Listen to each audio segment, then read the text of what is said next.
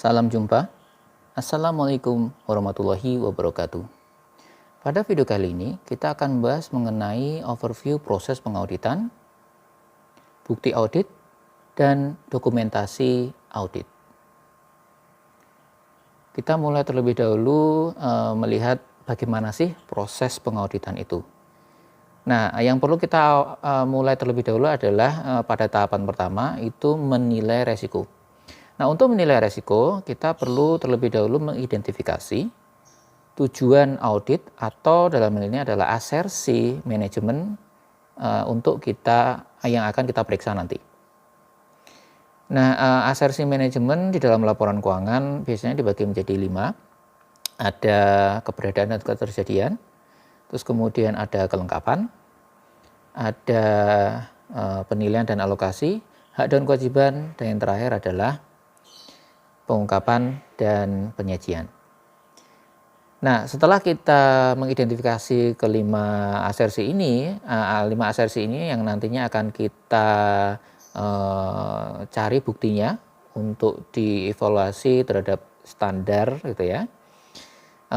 Berikutnya kita harus mencoba memahami bisnis dari klien kita. Dia ada di industri mana, terus kemudian kinerjanya dia seperti apa gitu ya, serta lingkungan bisnisnya, ya, kompetitornya siapa saja dan lain-lain.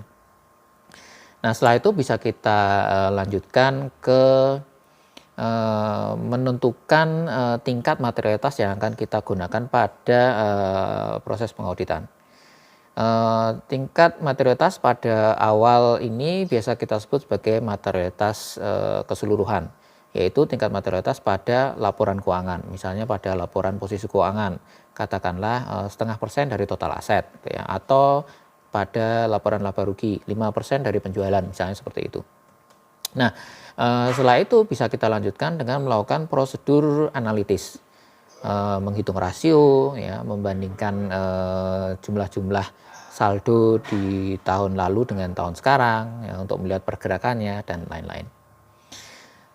Setelah itu baru kita bisa mencoba untuk mengidentifikasi kira-kira resiko apa yang nantinya bisa membawa kita ke suatu salah saji yang material. Termasuk di dalamnya ada resiko kecurangan. Itu perlu kita identifikasi dan kita tentukan, ya. Misalnya untuk kecurangan paling tidak ada kita bisa menggunakan motivasi teori fraud triangle untuk menentukan kecurangan yang mungkin terjadi itu berasal dari apa? Apakah dari satu kesempatan, dari satu tekanan, atau dari rasionalisasi yang berbuat curang. Nah, selanjutnya setelah kita mengidentifikasi resiko-resiko tersebut, baru kita mulai menentukan strategi awal pengauditan. Nah, pada saat kita mengidentifikasi resiko, paling tidak ada 3 resiko yang perlu kita identifikasi.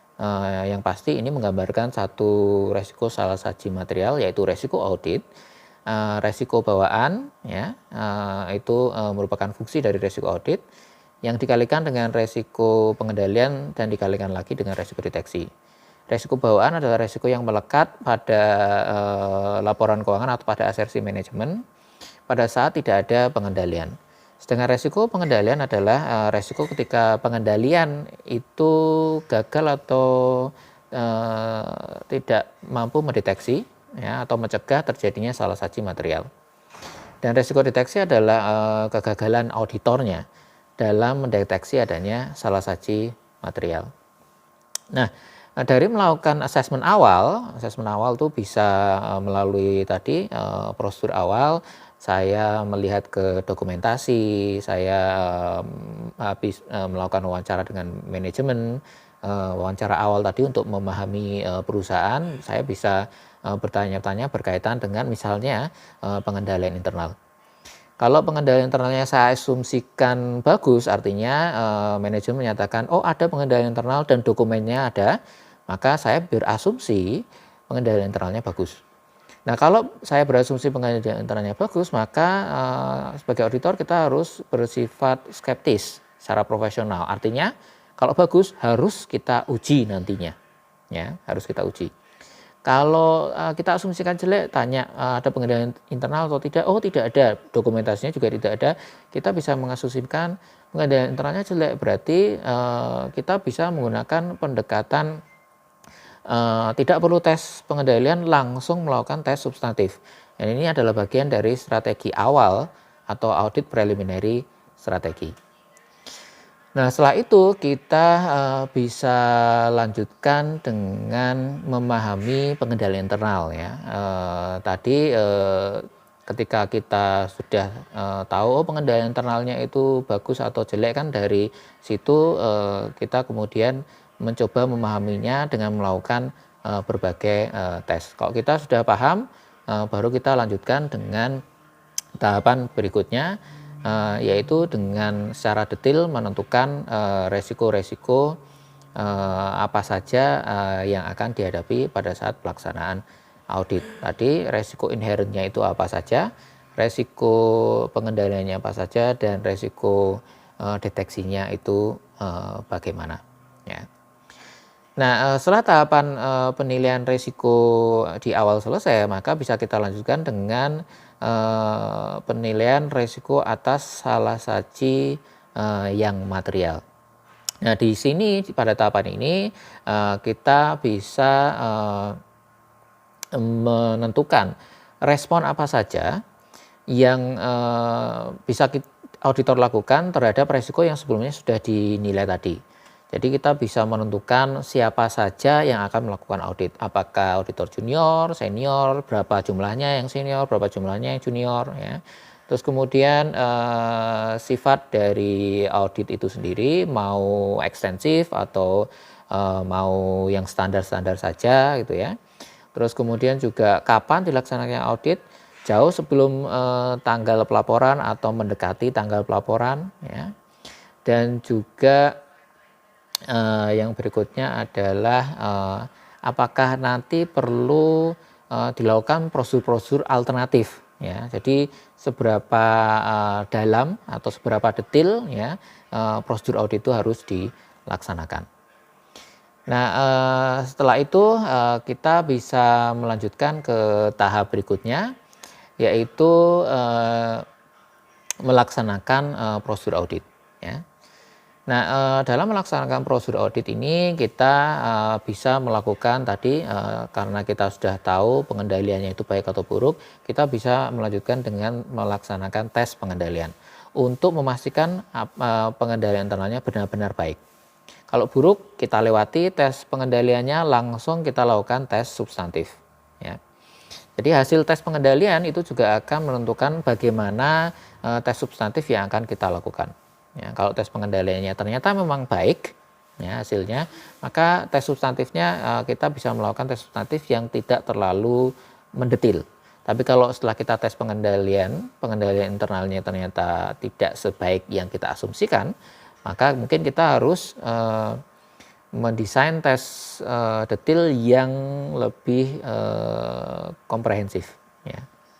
Nah, setelah itu kita akan melakukan evaluasi terhadap bukti-bukti audit atas asersi manajemen yang ada di laporan keuangan. Untuk kita pastikan, ya, buktinya ini bisa mendukung tujuan audit atau tidak, ya. Apakah bukti ini menunjukkan keberadaan dan ketersediaan, ya. Apakah bukti ini menunjukkan kelengkapan, gitu, ya. Kalau ternyata buktinya itu bisa mendukung, gitu, ya, maka nanti kita bisa memberikan simpulan, yaitu dalam bentuk opini, gitu, ya. Kita bisa memberikan opini kepada pengguna laporan keuangan. Nah, ini tadi adalah proses pengauditan secara umum, gitu, ya. Jadi untuk lebih detailnya kalian bisa baca di buku. Nah, selanjutnya kita akan bahas mengenai bukti audit. Nah, bukti audit sendiri dibagi menjadi dua tipe, yaitu yang pertama ada catatan akuntansi, yaitu bukti yang biasanya dimiliki oleh klien, gitu, ya, dan disimpan serta dibuat oleh klien, gitu, ya, dan nantinya sebagai bukti untuk mencatat ke dalam jurnal dan atau buku besar. Nah, ini biasa disebut sebagai bukti akuntansi. Tipe yang kedua adalah bukti lainnya. Bukti lainnya ini bisa bukti yang diperoleh oleh auditor ketika dia melaksanakan prosedur, misalnya melakukan konfirmasi. Berarti kan auditor yang melaksanakan, nah bukti yang diperoleh dari hasil konfirmasi itu termasuk bukti lainnya. Atau misalnya memo atau notulen rapat umum pemegang saham.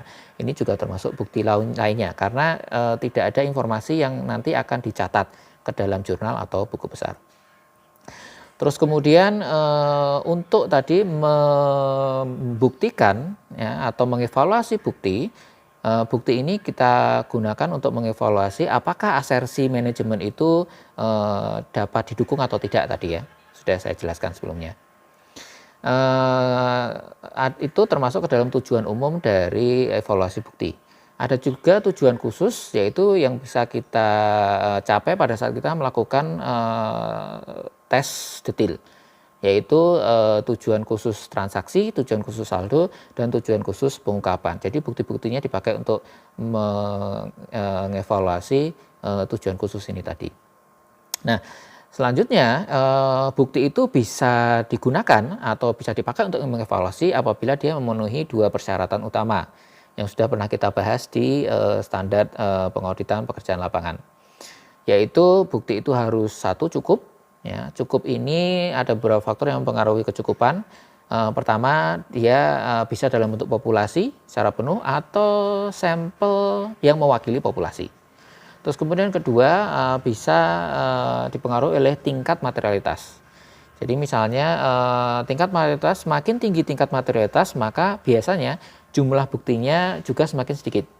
Sebagai contoh, bukti transaksi di atas 5 juta biasanya akan lebih sedikit jumlahnya dibandingkan bukti transaksi di bawah 5 juta. Ya, seperti itu. Selain itu juga resiko deteksi. Resiko deteksi biasanya berbanding terbalik dengan tingkat materialitas. Artinya begini, semakin banyak bukti yang didapatkan, artinya semakin kecil tingkat materialitas kan, maka resiko deteksinya itu semakin kecil. Karena apa? Ya karena buktinya yang ingin saya pakai sebagai bahan pendeteksian itu semakin banyak. Jadi resiko saya gagal mendeteksi itu semakin sedikit. Ya. Tapi kalau buktinya semakin kecil, maka resiko deteksinya juga akan semakin besar. Maka kegagalan saya dalam mendeteksi salah saji material semakin besar resikonya. Terus kemudian yang terakhir dari bukti audit tadi, untuk mengevaluasi bukti itu kita harus melaksanakan prosedur-prosedur audit. Tadi saya tunjukkan salah satu prosedur misalnya konfirmasi.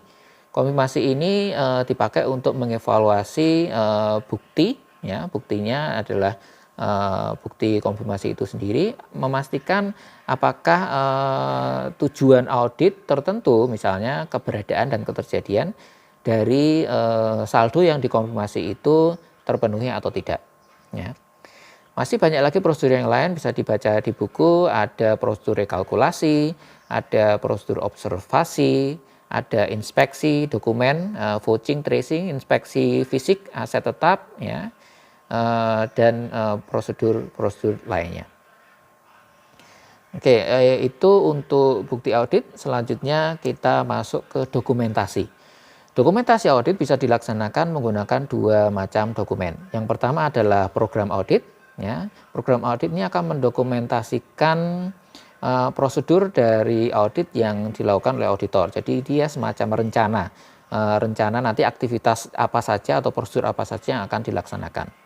Sedangkan kertas kerja audit itu selain mencatat aktivitas kita dalam melaksanakan pekerjaan lapangan, itu juga akan mencatat hasilnya.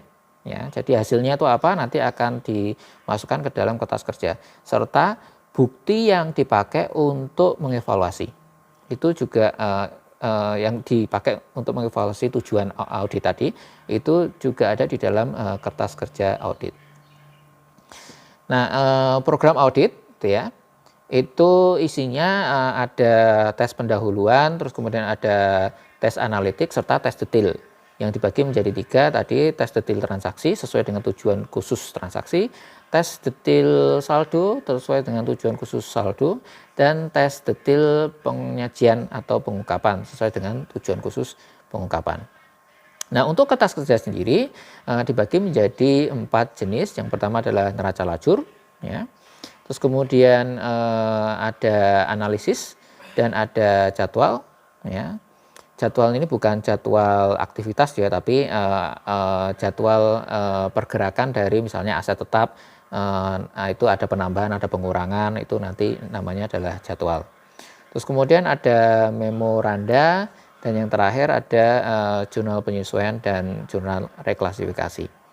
Nah, semua bukti itu bisa juga menjadi kertas kerja, ya. Misalnya ada nota, ya. Nota itu bisa jadi satu kertas kerja tertentu, ya, dilampirkan dalam kertas kerja. Nah, di dalam kertas kerja itu ada beberapa elemen yang wajib ada. Ada nama kertas kerja, penomoran kertas kerja, ya, terus kemudian harus ada tanggal dilaksanakannya prosedur audit, ada tanggal hasil auditnya itu direview.